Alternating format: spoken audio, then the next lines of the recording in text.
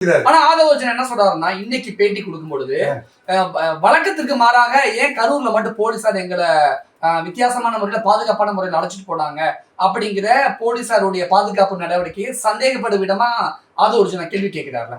ஆதவர்ஜனா பேசுறது முரண்பட்ட விஷயமா இருக்கு. இல்ல விஜய நம்ம இந்த பக்கம் வச்சுட்டோம், ஆதவர்ஜன அந்த பக்கம் வச்சுட்டோம். இதுல இப்போ ஒரு சீனியர் மோஸ்ட் போலீஸ் ஆபீசரா இருந்தவங்க முறையில அவருக்கு விஜய்க்கு இந்த நிகழ்ச்சி இது இப்படி ஒரு துன்புறு நிகழ்வு நடப்பதற்கு அவர் உள்நோக்கம் இருந்ததா விஜய்க்கு இல்ல. அதுக்கு பேர் தான் பிரைம் ஃபேஸின் பேர். எந்த ஒரு தலைவரும் அப்படி நினைக்க மாட்டாங்க, நினைக்க வாய்ப்பு இல்ல.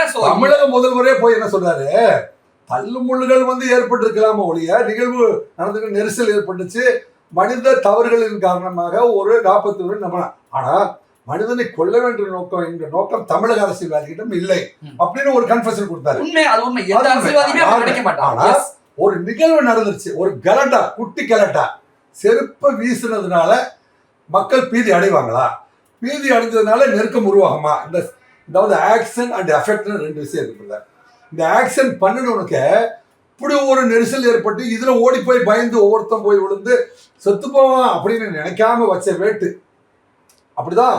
அதனாலதான் இந்த வழக்கு என்ன செஞ்சிருக்காரு, செக்ஷன் 105 கொலை, ஆனால் கொலையாகாத மரணம், கொடுங்காயம் ஏற்பட வேண்டிய நோக்கத்துல ஏற்பட மாட்டாங்க. 110 செக்ஷன் 110.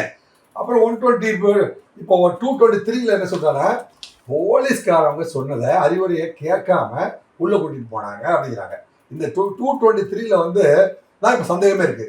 செக்ஷன் 223 படம் காவல்துறை ஒரு உத்தரவை சும்மா இதுதாங்க உத்தரவு அப்படி சொல்றதா, இதுதான் உத்தரவு, நில்லு, நீ போகக்கூடாது அப்படின்னு நிறைவேற்றுவது சரியா, அல்லது எங்களை மீறி போயிட்டாங்க சார், உங்ககிட்ட ஒரு வாரத்துக்கு முன்னாடியே கூட்டம் வரப்போகுது, ஏன் 5 கூட்டத்தில் மதுரையில், திருச்சியில், அரியலூரில், திருவாரூரில், என்னங்க இத்தனை ஊர்களில் இந்த கூட்டத்தில் எப்படி நிகழ்வு நடந்துச்சு, எத்தனை பேர் அடிபட்டா, எத்தனை பேர் காயப்படுத்தினா, எவ்வளவு கூட்டம் விஜய்க்கு வருது அப்படிங்கிறத மட்டுமே முதல்வர்கிட்ட ஒரு கூட்டம் பொய்யா சொல்லிட்டு இருக்குது.